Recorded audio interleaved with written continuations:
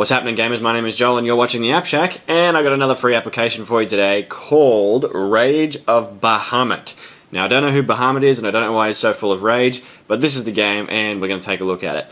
Now guys, this is a big step for me because I have never ever liked trading card games. I think they're lame. I think they're the epitome of games usually, but for some reason this one's really roped me in. I downloaded it solely because it had really good ratings, and so I thought, you know, I'll do a review for you guys because you might like it. And what can I say? I ended up playing it like crazy. So we're going to go ahead and get into it, and I'm going to show you. So this is the front screen right here. This is what you'll see when you first load up. It says tap to start. Now you'll be asked to choose one of 3 factions, which is very sort of common in these sort of RPG games. The factions don't seem to have any real, real benefit to choosing one or the other, apart from the fact that their cards are different, and different cards obviously have different skills and powers and, you know, attack and defense and whatnot. So this right here is just showing me a couple of random cards that I've got. Usually the most recent cards that you've obtained come up here on this little My Screen page right here. So this is all just a bit of advertising where you can buy extra packs and that sort of thing for real monies. Once a day you can get a free card, and it's usually a pretty good card, usually. And yeah, like I said, that happens once a day, or you can make that happen more often using real money.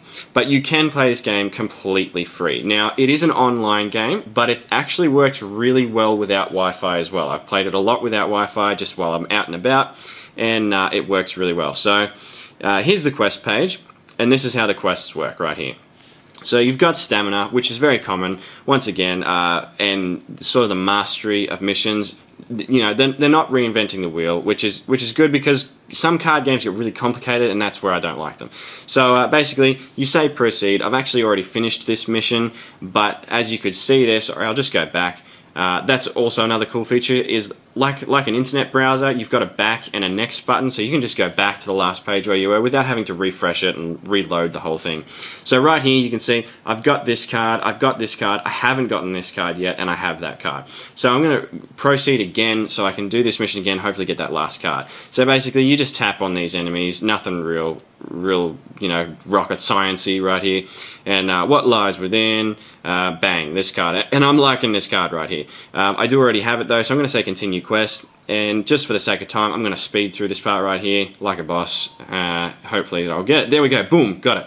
So that was the card that I was missing out of that set. I actually already have that card, but I don't have it from that quest. So now if you'll see back here when I go out to this quest, I actually have all the cards there now. So I can move on and start another quest. So you'll notice your stamina depleting up the top there. I don't actually even have enough to keep going with this quest. I've only got one. It's going to tell me my stamina is depleted and ask me to either use one of these holy water things, which I've got a few of because I've built them up, but you can actually buy them as well, of course. So here's the battle page.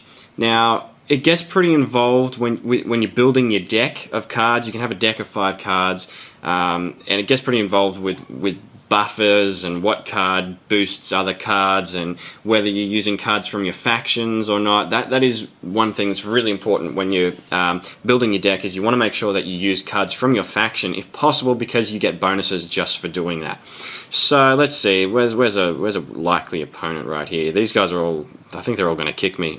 Let's search again. I want to look for someone weak. That's who I usually go for. This guy right here. Oh, and these fellows right here. I don't know if you can see that. Fellows are basically allies. They've just called them something a little bit differently. I don't think I've ever heard them called fellows before. We're going to attack this guy right here.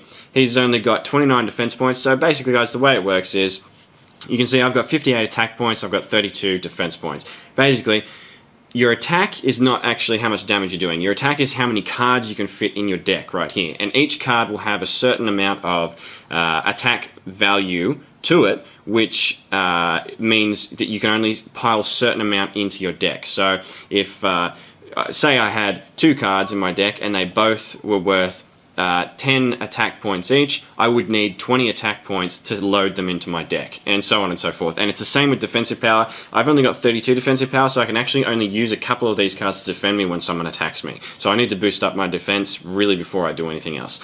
Okay, so we're going to go ahead and attack this guy right here. I can choose a treasure to steal from him if I want to. I'll show you that right now. I actually have both the treasures. I've already completed them, but just for the sake of showing you, I will. I'll go in here. I'll steal this blue ring off him. That looks nice, you know. And start battle. Now the battles themselves, they aren't too interesting. You pretty much tap and see what skills you both use against each other, and that's about it. So we're both using cards from our faction, which means that's why we're getting these boosts. And then my little fairy girl over there just used a skill to boost my attack and defense, which is nice, you know. So my attack equals a little over 9,000, and let's see the result right there. Come on, come on, come on. Did we win? Yes, we did. Beautiful. I got an emerald ring, and wow, I got $7,400 as well. That's actually a pretty good pot for the level that I am at right now. So there we go. I stole that ring, got some cash, and got a win. So I'm 36 for 8 at the moment, which is pretty decent, but I suspect I'll start getting hammered once I get into the higher levels. So my level right now is, let's see, what am I? 23. So like I said, guys, I have been playing this a lot. I've only had it for a couple of days, but I've really been enjoying it. Okay, so here's another part that I really like of this game. So right here, this card is my leader card. So you choose a leader card who you want to obviously lead your deck when you're going into boss fights from quests, or obviously fighting other players. So right now, she's a level 20 because I've been enhancing her. So this is the enhancing section right here. You can see right down there. Basically, I can choose any of my cards to enhance, and then I can say, you know what, I want to enhance with this guy, and these are all the same card. It really doesn't matter. Some cards give extra enhancement values, and others don't. So, okay, I've just chosen a couple of random cards there. I'm going to say enhance. So let's see what happens right now. So it's going to tell me, yep, you're enhancing this with this. Are you sure you want to do it? Yep, I'm sure. And this with this, yes. What am I going to get? Bam. And level up 1, 2 times. And so she's just gone up 2 levels, and she's gotten another 132 attack and 170 defense. So guys, even if you do have some crummy cards and can't seem to get any really good ones, you can enhance them with all the crappy ones that you do pick up. So that's how enhancing works. Then you can evolve. It goes yet further, guys. Now this is really cool as well.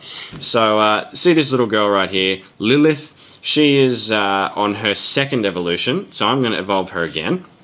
Now you need 1 card of the same type of a card that you already have. So basically you need 2 cards of the same type, sorry. And when you evolve them, this is what happens. So this with this, yes, that is correct, and bam, and she has evolved. Now you can see she's a little different. She's got some different attack values, and she's now better than she was. So yeah, guys, and it makes them look a lot cooler and a lot better as well. You know, as on top of being better with their stats and that sort of thing.